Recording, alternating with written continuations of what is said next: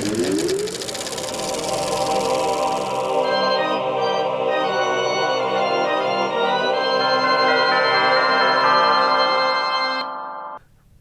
and welcome to the 7th episode of Season 2 of God in Film, the podcast where a Christian and an atheist dive into the best that cinema has to offer and see if we can find any elements that have parallels with the Gospel or any other Bible stories. I'm poet and chairman of The Unknown, Giles Goff. And I'm dad in training and Lord Protector of the Unseen, Phil Coleman.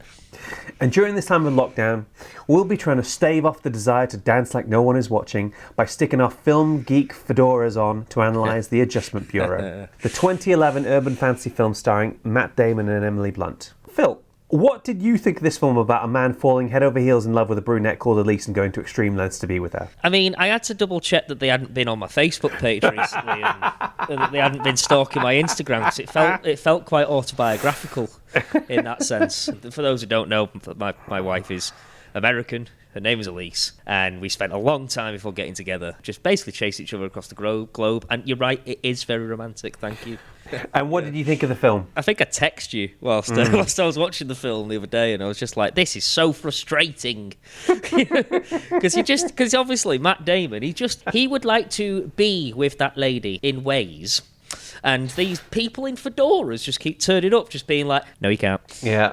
No, you can't. Yeah. I've just tripped you up with my mind. Did you see that? And it's just like, stop! You know what I mean? I just spent the whole time just being like, but it's Emily Blunt. just give a man a break. He's just lost this election. And it's Emily Blunt's just there, just kind of like, look at me, I'm very attracted to you, Matt Damon. And Matt Damon's just there like, I'm sorry, I cannot because of the forces. And it's just like, oh. Yeah, I enjoyed it, believe it or not. Yeah. But Yeah. Good grief. I think I kind of love this film. That is not to say that it's perfect. It's very loosely based on a short story by Philip K. Dick, and I think his running time slightly overstays its welcome for a plot so thin. But our job is not to analyse the relative merits of a film. We'll no doubt make another podcast for that. When we've got time.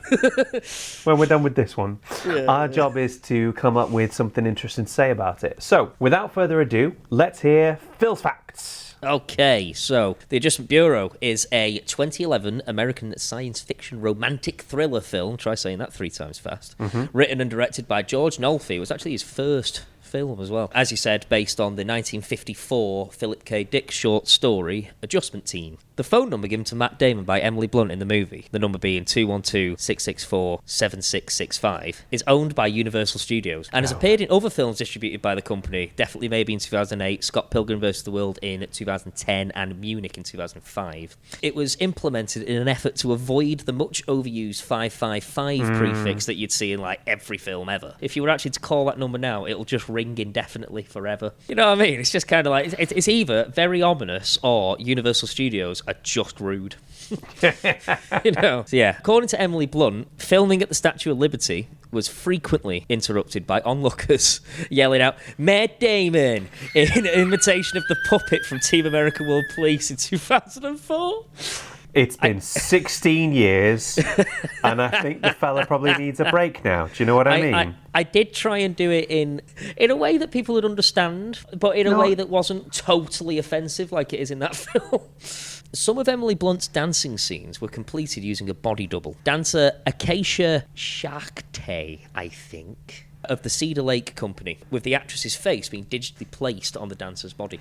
Oh, really? Okay. There was a point, actually, where when I was watching it, I was watching, obviously, Emily Blunt's character. I think it was a bit where he finally gets to the dance studio and he sees her dancing after he's been sort of pursued. There was just a moment, and I looked at it and I was like, that's not Emily Blunt. You know what I mean? I just saw her face and I was just like, that's been CG'd on. I don't know how I could tell. I don't think I picked up on that, possibly because I was furiously writing the script for this episode when I was watching that scene. If it was anybody else, I think I would have assumed there was a dance body double. But if you've seen what Emily Blunt can do with her body in Edge of Tomorrow, you know, where she does that sort of yoga move where she's supporting her entire body weight on her hands. She did that again on the press tour whilst pregnant. Honestly, Emily Blunt is just a screaming badass, and you just work on the assumption that she can do whatever she damn well pleases. I wouldn't want to throw hands with her at all. Like, you know, she'd just throw hands right back, and I'd be a mess. Moving on. Again, another name that I may pronounce incorrectly, but I will do my best. Actress Shora Agdash Agdashlu played, it says God here, but the chairman. Yeah, it's sort of assumed, but... It's the scene that was cut, wasn't it?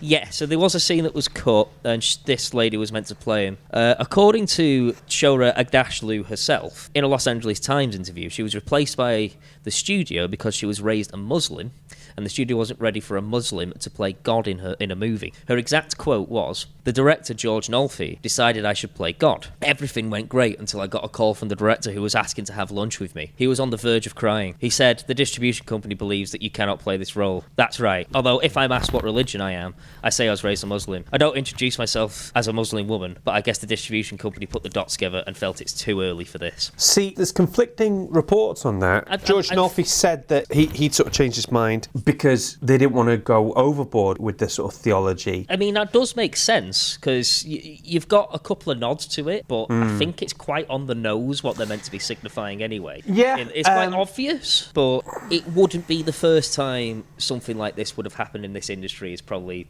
what I'm going to say on this matter. Yeah, that's true. You can feel that the ending's been changed, because it is a quite anticlimactic in a way, isn't it? You know? Yeah, just Anthony Falcon turns up again, and then... Yeah, and he's like, I had a chat with the boss, turns out everything's fine. Yeah, you know? exactly. And it's just one of those things where you just think, like, it could have been a lot better. 2 minutes and 23 seconds into the movie, Madeleine Albright, former US Secretary of State under the Clinton administration, briefly appears uncredited. But I couldn't find it. I found this out after I'd watched the film, and I was just like, I'm not entirely sure I know who that person is, but I think it's kind of interesting she's in there. Yeah, she turns up on Parks and Recreation as well. You know, does she? So Leslie Knope has lunch with her in Washington. Okay, so it's definitely sort of like in character for her to Yeah. do that. The visual effect on Top of the Rock, where they run up the stairs to the observation platform, turn around and go down the stairs and find themselves still on the observation platform, in production was nicknamed the MC Escher Stairs Shot. Yeah, I did like that's that. what it That was a nice touch. That it reminded me a little bit of Doctor Strange, just Yeah. that one little shot, because Doctor Strange sort of turned it up to like 50,000. it's trying to ascertain where the cut is, isn't it? You know, trying to work out where the. I'm guessing that there must have been some kind of green screen and maybe they've stitched it together, but Yeah. I'm not really sure. Now, I don't have any confirmation as to whether this was intentional or not, but the names of the three main members of the Adjustment Bureau are Thompson, Richardson and Harry. A play on the term Tom, Dick and Harry, which is slang for any anonymous persons. Yeah. But I just thought that was quite funny. Love if it. nothing else. Love it. Richard Mullen, the founder of the journal Science Fiction Studies, described the story that this is based on, so the Adjustment Team, as Philip K. Dick's first tentative try at Frederick Pohl's Tunnel Under the World theme, in which it is imagined that mundane existence is totally a product of unseen manipulators. Yeah. I looked up that story. I looked it up as well. It's nuts. I kind of want to read it, actually. I want to read it because I didn't feel the Wikipedia synopsis really was doing it justice. You know? No, I felt as though like the intrigue was lost a little in the wiki, but it read like a Twilight Zone episode, and I was so intrigued. Yeah. I mean, it's that 1950s kind of sci-fi feel to it, so that's not surprising that there's. Yeah, it's that kind of like that paranoia that was quite prevalent in that time. Outside of the bar, written on the wall, is 24 hours in a day, 24 beers in a case. Coincidence? I think not. Which is a quote attributed to Paul Newman, who apparently really liked beer. Didn't Paul Newman make salad dressing at Yes, one he point? did. So he's still got a brand. It's very popular. Maybe his plan was to fill these cases with 24 bottles of salad dressing. Can you imagine? Yeah, every hour of the day, another bottle of Caesar. Can't imagine that. I can't imagine that going down. In his speech at the 2011 White House Correspondents' Dinner, President Barack Obama responded to criticism from star Matt Damon with, Matt Damon said he was disappointed in my performance. Well, Matt, I just saw the Adjustment Bureau. He says, I just saw the Adjustment Bureau right back at you, buddy. You know? He's just there like... Just don't get on the wrong side of Obama, because he will just burn you. He's just going to do stuff to you that you're going to remember. You know what I mean? Not in that way. Oh, no, but that is a good threat. I'm going to do stuff to you that you will remember. You're right, I'm going to steal that. Yeah, I'm going to find somewhere for that. In the credits, they give a special thanks to the chairman.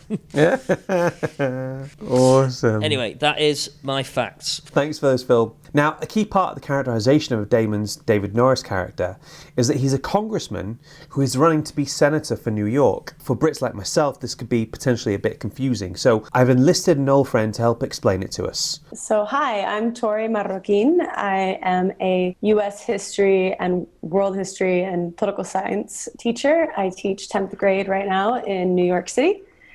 Tori, it is an absolute honor to have you on here. I'm super happy to see you too, and so pleased to be a part of this. Can you tell us briefly what the three branches of American government are for British listeners and how they interact with each other? The three main branches of power are judicial, legislative, and executive. I'll go in reverse order for explaining them because the most visible is the executive. So the president is the head of the U.S. government. Then there's the legislature, which in the U.S. has two houses, the House and the Senate. They make the laws, which the president then technically executes. And then you have the judicial branch, which basically makes sure, follows up with, what's legal and what's illegal. And then in the United States, at the federal level, that's the Supreme Court of Justice. And basically, actually, this is something that a lot of people don't know, even in the United States. The Supreme Court doesn't really weigh in on just any court case. It only weighs in when the question has to do with interpreting the Constitution. So all they can do essentially is say constitutional or not constitutional. So then in terms of how they relate to each other, we have a system that we describe as checks and balances. There's a relationship that's there between them, but none of them is supposed to have significant power over the others. For example, there's a bleed that happens because the president gets to nominate Supreme Court justices, but it is up to the Senate to confirm the appointee. But then, so that court justice can serve with impartiality, they are there for life. It's the only position in U.S. government, in the federal government, that is a lifetime position. Yeah. In turn, the Supreme Court gets to decide if anybody else does something unconstitutional. So if a presidential action is unconstitutional, or if laws that are created are unconstitutional. So that's the balance they have in turn. So there's a system that's there that's supposed to be to exist in order to ensure that neither of the three legs of the stool acquire too much centrality in the position. Yeah. I love the use of the word "supposed" there in that bit. Yeah, well, that's the thing is that if you're a president and you're nominated with majorities in the House and Senate, you can do a lot to carry out an agenda, which for you is great, but for those who might not agree with you is not great. And if on top of that you have the opportunity to appoint a few Supreme Court justices, that's going to have a big impact in the long-standing political life of the country. You talked about the House and the Senate. What's the main difference between those two? So together they're called Congress, and then they each one literally has a branch in the Capitol building. Each of them has a wing there. When the founding fathers created the infrastructure, or the backbone of the U.S. government, they decided that they wanted to have one group that would be elected by popular vote. Another fun fact, when the Constitution was written, the only people that could be voted by popular vote were the members of the House of Representatives. Of course. Everybody else was indirectly chosen. So they served for 2-year terms, and the reason for that is they wanted it to be like high turnover. If they didn't like them, out they go. They wanted one part of the government to be very kind of foot on the ground, responsive to people's needs in the moment as political things, as the political winds were shifting, with politics. So that was the goal of the House. And then the Senate was supposed to be the exact opposite. Basically, they serve for 6-year terms. So the idea is to protect them from having to constantly being, thinking about the next election. They would be able to do more of a reasoned, seasoned thinking of get to know policy more, whereas the House was meant to be, passions of the times. The thing about Congress that seems mental to me is that if you're only there for a 2-year term, you've got to be raising thousands of dollars a day for your re-election campaign if you want any hope of holding on to your job. So surely it gets counterintuitive because you can't necessarily focus on what you're there to do because you've got to keep raising money for the next battle that comes along. They produced a documentary series for Netflix called Explained. Okay. And they have a 3-episode segment on this election actually. And in one of them, Alexandria Ocasio-Cortez explains literally what party elders were telling her, look, from day one, this is how you should set up your schedule. And they interview other members of Congress who are like, yeah, so in my schedule, the first 4 to 5 hours of the day, I'm spending on the phone fundraising. And then when you look at the rest of their schedule, when the issues get time, it's minimal. So they start out, they tell you, start your day with the most important tasks. Well, they do. It's insane that the members of the House, in terms of what they have to do for fundraising constantly. As our New York correspondent, could you give us an idea of what a Senate race or possibly even a congressional race would look like in New York? Well, it's interesting because that has changed a lot with the years. New York's last Republican senator was sent in the 90s, but since then it's been all Democrats. Both of them have been Democrats. And famously, one of those New York senators was Hillary Clinton. Actually, that was her in between being Secretary of State and being First Lady. She was a senator for New York. And then in terms of what that means for congressional races, that's changed a lot because you have people like AOC who really changed the game here. Just quickly explain who AOC is. Yeah, so Alexandria Ocasio-Cortez is a political outsider who became an insider very quickly, and she's become quite a national and international personality and face of the progressive movement in the United States. So she worked as a bartender, and the most impressive thing about her was her grassroots campaign.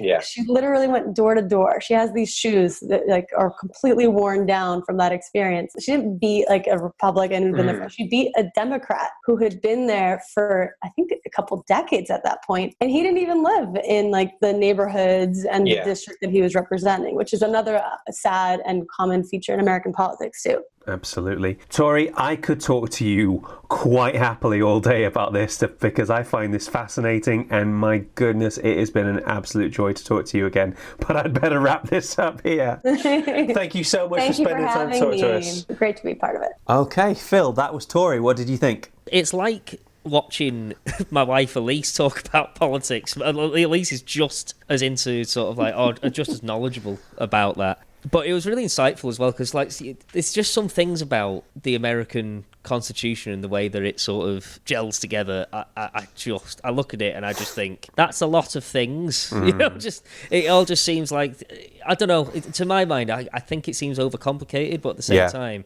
it's designed to be fair. Delightfully wacky is how I would describe it at the moment. Yeah, it's got a certain charm. I would say, but it's I mean, it's a lot clearer if you compare it to the British legal system, where I think basically the way it's done is, okay, these are the rules, pass it on. Yeah, it's just one of those things. The UK government seems to just make up a rule and just go, so we'll just see if this works, and then afterwards maybe we'll scrap it and do something different. I don't know. I've not decided. Oh, that's too true. Anyway, without further ado, it is time for Finding the Faith in the Film. I had to laugh then. I'm going to leave that in. I think that's perfect. My voice just went on me there. I don't know what happened. So, big question for you. Can you change God's mind? It depends on how much he likes chocolate brownies.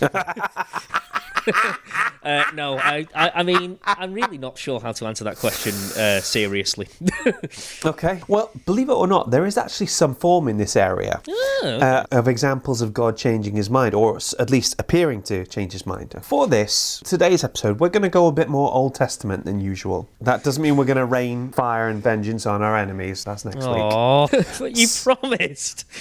So, are you familiar with the character of Abraham? I can't for the life remember what his role in... Sure. So, Abraham is one of the patriarchs, very, very early patriarchs of Israel, and of the Jewish faith. So there's Abraham, Isaac, and Jacob. Jacob later changes his name to Israel. And I see. Right. That makes sense. So Christianity, Judaism, and Islam can all trace their lineage, spiritual or otherwise, back to Abraham. So when we talk about Abrahamic faiths, we're talking about one of those three, okay? I see. Okay. It sort of comes under the umbrella term of. Yeah, it's those monotheistic faiths that we've got there. Yeah. So Abraham is this dude in Genesis. God loves him. Whatever he does, it's pleasing God, okay? And there's certainly not that many people out there doing that at this point. I'm going to draw your attention to Genesis 18, and it's quite a long section, so I'm going to have to ask you to bear with me. Top of Genesis 18, it says, "The Lord appeared to Abraham near the great tree of Mamre while he was sitting at the entrance to his tent in the heat of the day. Abraham looked up and saw 3 men standing nearby. When he saw them, he hurried from the entrance of his tent to meet them and bowed low to the ground. He said, 'If I have found favour in your eyes, my Lord, do not pass your servant went by. Let a little water be brought, and then you may all wash your feet and rest under this tree. Let me get you something to eat, so you can be refreshed, and then go on your way, now that you have come to your servant. So, right before we even get into anything else, we've already got a really weird / interesting setup, because we've seen in other things that God, you can't just appear before him. That if you do, your head will explode. Can you imagine if that was the case? You just go, I can't. I'm sorry, God. Yeah. I'd love to look at you, but I've got to be somewhere at 6, and I can't be dead for it. I probably need to spend more time looking at this, but there seems to be, it's almost like the special dispensation in this case, or it could be that we've got 3 beings who are sort of God's representatives, more like, right. Or it could simply be, in my notes it says at least 2 of the 3 of the men were angels, and the third may have been the Lord himself. Or, I mean, I'm also seeing 3 people. Well, that's Father, Son, and Holy Spirit, surely. But I look forward to the theologians correcting me on this one. So anyway, that's the scene set. God has literally turned up. Abraham has just seen him walking in the desert, and he said, would you like to stop in for a cup of tea?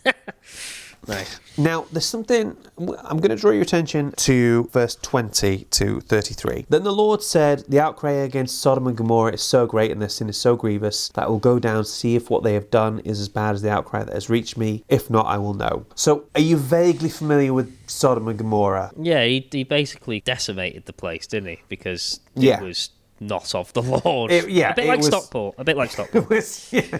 I wasn't going to draw comparisons. No, I just can't help myself. If I ever say the term "it's not of the Lord," I immediately think of Stockport. That's definitely your fault. So anyway, two cities, very bad people in them. Yes. The men turned away and went towards Sodom, but Abraham remained standing before the Lord. Then Abraham approached him and said, "Will you sweep away the righteous with the wicked? What if there are 50 righteous people in the city? Will you really sweep it away and not spare the place for the sake of the 50 righteous people in it? Far be it from you to do such a thing, to kill the righteous with the wicked, treating the righteous and the wicked alike.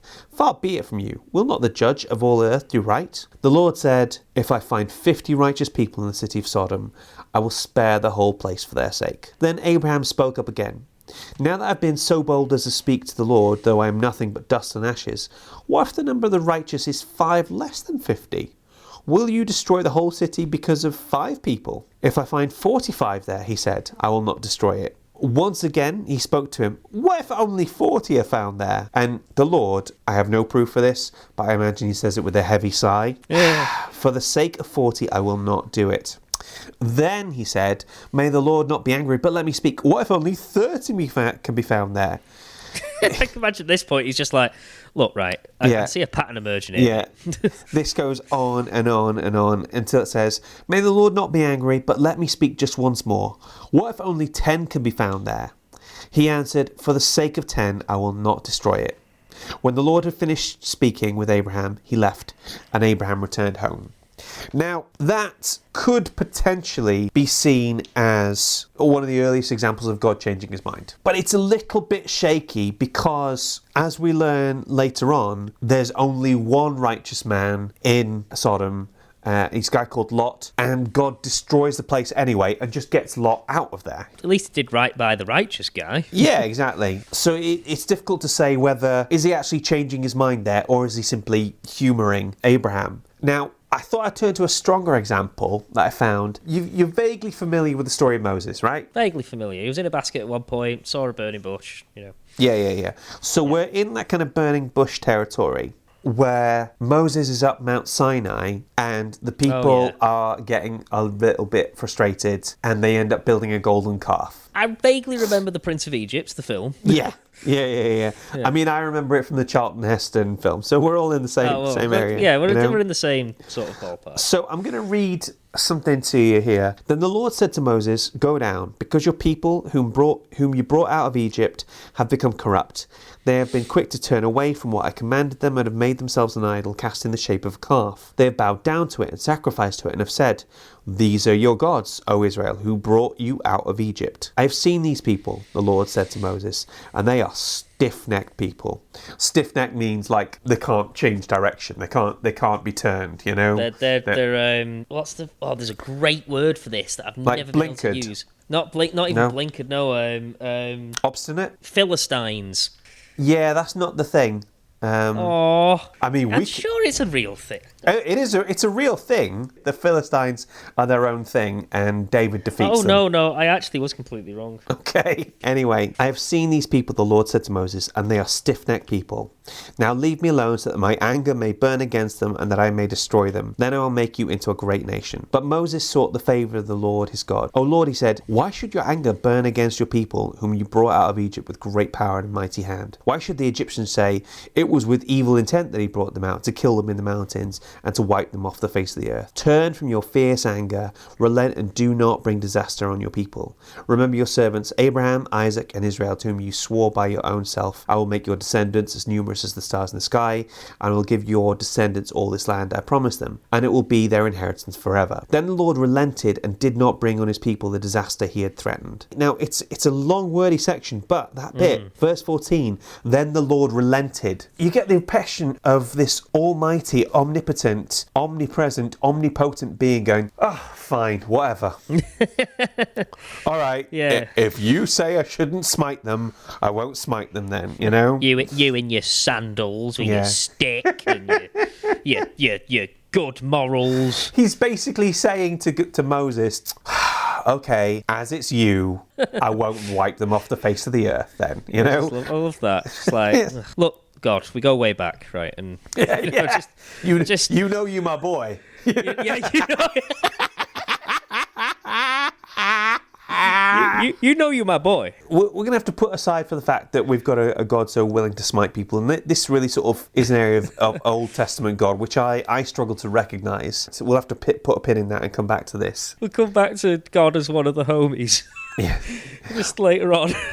Because this thing I find fascinating is the idea that God can change his mind. Or more accurately, you can change God's mind. It's quite an amazing thing to think. It is amazing. I remember as a teenager finding this out, and it's like, what?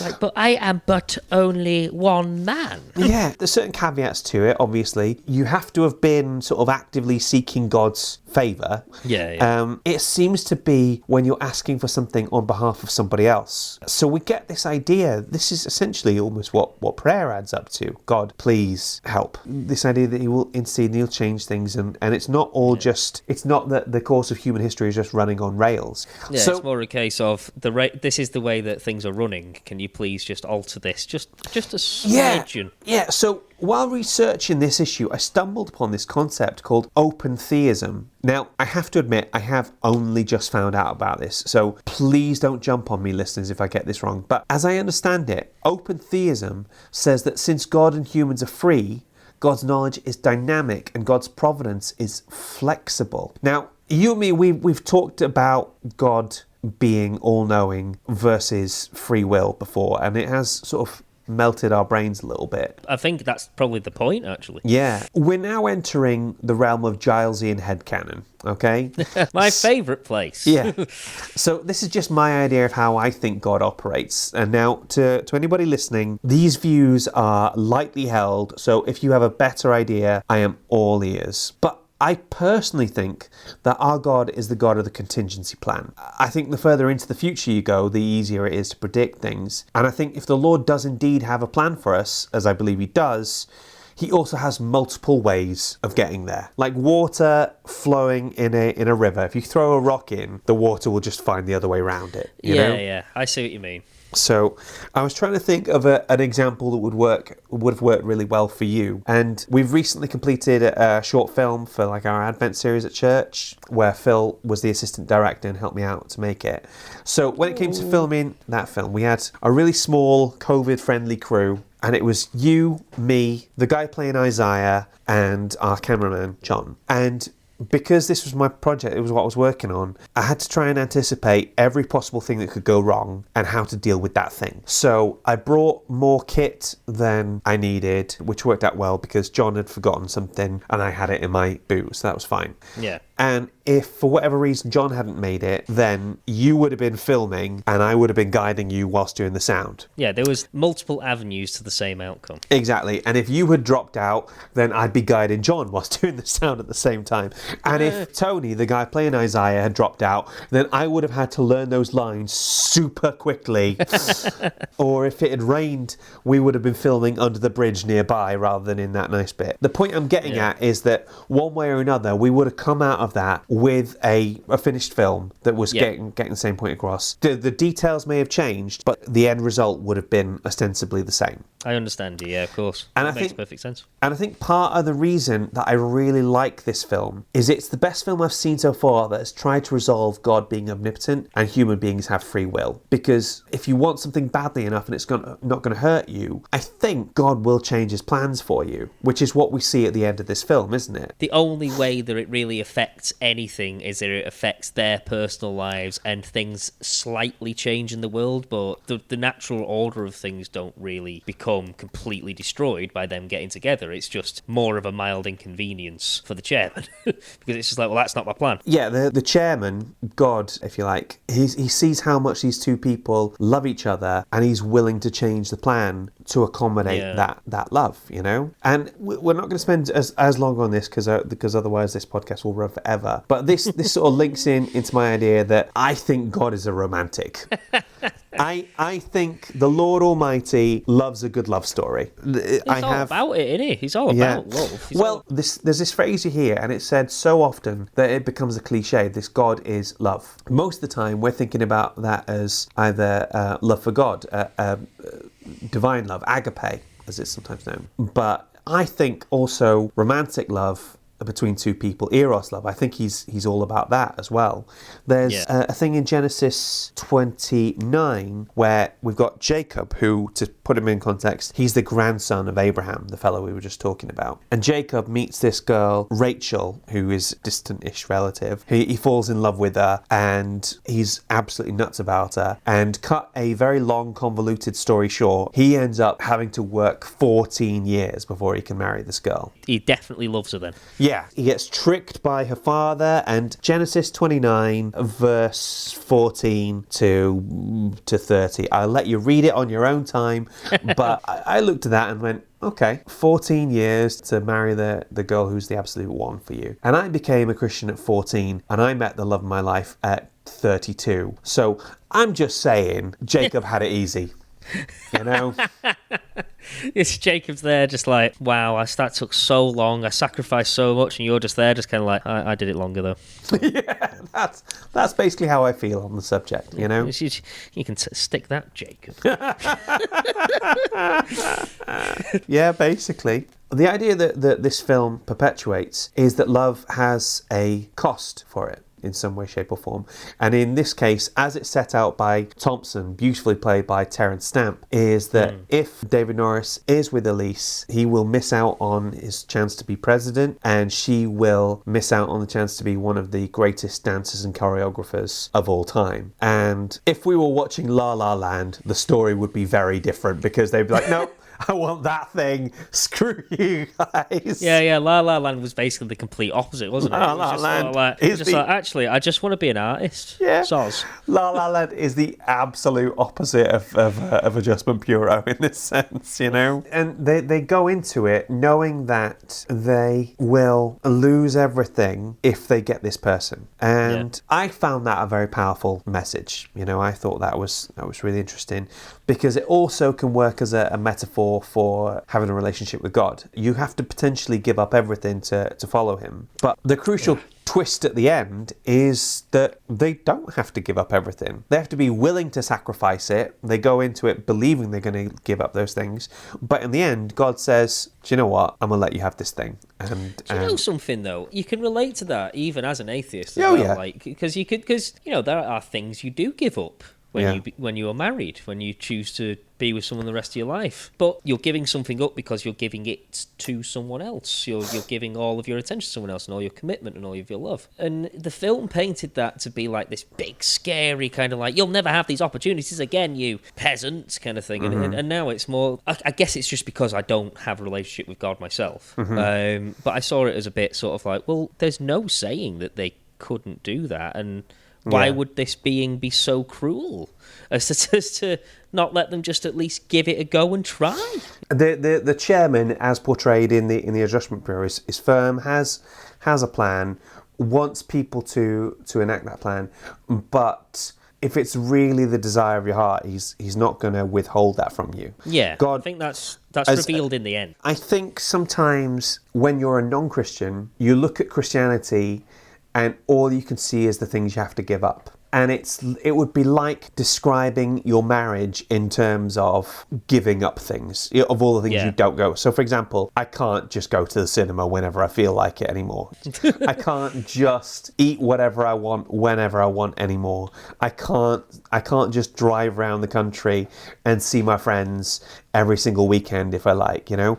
And when you put it in these stark terms of all the things you're missing out on, it does seem quite bleak. But the thing you're omitting from that description is that you find someone who loves you and you love them back, and it is intoxicating. It's a sense of wholeness and sort of completion in yourself, and it's unlike anything else. And that's the thing that I wish I could get across to people about what being a Christian is like, but I've not found the words yet. That's fair enough. I'm not sure I'd be able to describe it. Well, I couldn't describe marriage a minute ago, so there you go. I'm still very new to it, though. So the last thing I want to talk about is Anthony Mackie's lines whilst they're at the top of 30 Rock, when David says to him, "You're the chairman," and Anthony Mackie's Harry goes, "No, you've met him though, or her. Everybody has. The chairman comes in different forms to everyone, so people rarely realise it when it happens." That links in very closely with something Matthew 25, verse 35. "For I was hungry and you gave me something to eat. I was thirsty and you gave me something to drink. I was a stranger and you invited me in. I needed clothes and you clothed me. I was sick and you looked after me. I was in prison and you came to visit me." Then the righteous will answer him, "Lord, when did we see you hungry and feed you, or thirsty and give you something to drink? When did we see you a stranger and invite you in, or needing clothes and clothe you? When did we see you sick or in prison and go to visit you?" Then the king will reply, "I tell you the truth, whatever you did for the least of these brothers of mine, you did for me." That's an idea that we see often. This thing of whatever you've done for this person, you've done for me. That makes total sense on just an intuitive level. If you can imagine your daughter already born and already in the world and grown up and whatever, if somebody does something for her, if she scrapes her knee and somebody picks her up, then they've done that for you, haven't they? So in the same way, you would be incredibly grateful that somebody would do something for her. God is exactly the same, you know? It's easy to understand that one. One last little thing that I just thought of. Go for it. I wanted to put this by you, basically, because I don't know if there's any truth to it or not, but there's a line where they say they can only go through those doors wearing trilbies because it's a way that the chairman limits their power. Mm-hmm. Are the trilbies a direct reference to angels' halos? It's something I just thought of then. I was just like, that'd make a lot of sense, actually. We will have to save that for another episode because we are massively running over time. Yeah. Listeners, thank you so much for listening to us. We really appreciate every single solitary one of you. Our next episode is going to be on, drumroll please, Star Wars. Hey! We're finally doing an episode on Star Wars. Phil has been asking for this for ages. You know what? I have a good feeling about this. Yeah. So please join us for that one. In the meantime, Phil, have you had a good time? Absolutely. I tell you what, that film feels a lot less frustrating now. So I could probably watch it again. Fantastic. And lovely to speak to you, Phil, as always. Listeners, have a good week. We'll speak to you next week. Bye. Bye. God in Film is hosted and created by Giles Goff and Phil Coleman. Mixing by Phil, editing by Giles. Our logo was designed by Julie Walsh and our theme tune was composed by Rick Lee. Waffle editing by Natalie Austin. Fact checking by Christina Stannard Good. God in Film is a DAS production. Please rate and review. Unless it's a 1 star, in which case, tell Phil by harnessing the power of the Reality Stone. Create a pocket universe that mimics the setting for a 1950s sitcom with Phil and Giles as the stars, and write the words, Jigga and Biff, you're just not that interesting lads, on every newspaper, letter and billboard.